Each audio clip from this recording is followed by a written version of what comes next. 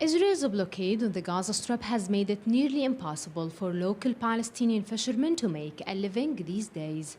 Although Israel extended the fishing zone to 9 nautical miles in April, fishermen are barred from fishing beyond 6 nautical miles from their coastline. For many here in Gaza, seafood, and especially prime fish, is a basic meal. But Gaza is no longer rich in fish as it used to be, due to Israel's maritime siege. And the majority of people are now reluctant to pay the high prices. The appetite for local fish, however, has prompted the opening of a few private fish farms.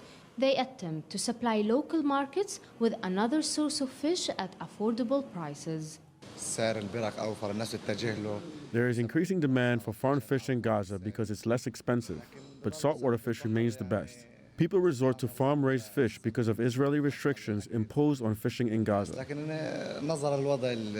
Yasser Mahmoud Al-Hajj is the owner of Al-Bahar, one of the most successful of 4 fish farms in Gaza since 2014.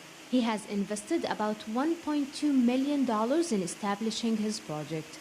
The farm sits on a small rise above a beach and looks out over the front line of the Mediterranean Sea.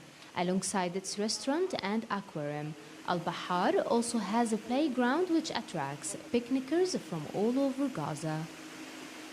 Despite the success of his project, Al-Hajj says that his business faces mounting costs as he has to buy the required seeds and fish food from Israel twice a week.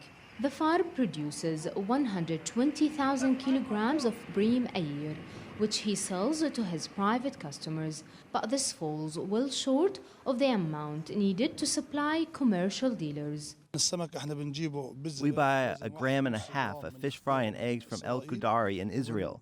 Fish are fed and sold once they reach 400 to 500 grams.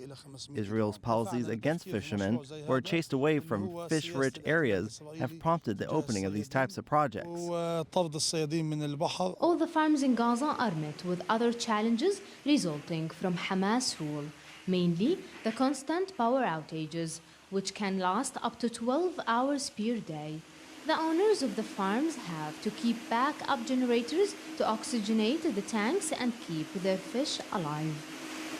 Hoping to end Gaza's reliance on imports from Israel, fish farms seem to have learned an important lesson from a historical Chinese proverb: give a man a fish and you feed him for a day.